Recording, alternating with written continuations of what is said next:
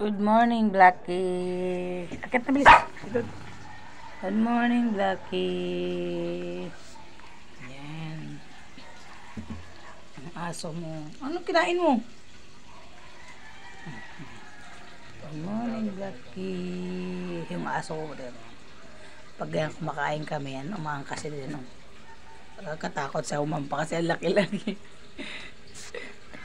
Good morning, Blackie. Si Blackie. Si Blackie makulit. Ampun ka na namin.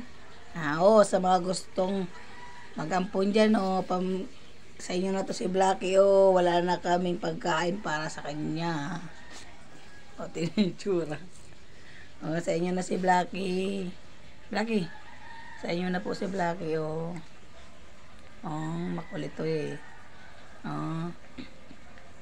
Malaking aso po ito, guys. Wala pa siyang 1 year old. Tingnan nyo yung itsura niya, pagkahaba-haba, guys. I think yun na yan siya. Hindi pa siya tumatayo niya nang masyado. Ewan ko kung anong lahi meron to, guys. Kasi bit-bit lang to nung aking kapatid. 3 months old siya. Ngayon, ang laki-laki na. No! Anong pagkain mo? Wala tayong pandesal, walang almusal. Kawawa man. Pagkain lang dito wala, guys. Wala. Pagkain lang wala dito, guys, kay Blackie. Blackie. Ano ba yan? Kulang na lang magpakarga. Tingnan mo, laki-laki mo na, Ang bigat mo kaya. Solid ang katawan mo, solid. Kasi puro kakanin. Yan, guys, Ay, hindi. Masip.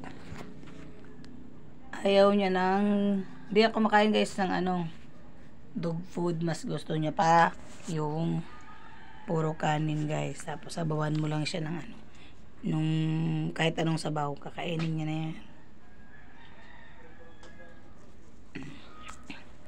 Guys, hello, guys, good morning, guys. Babay ka na sa ating followers.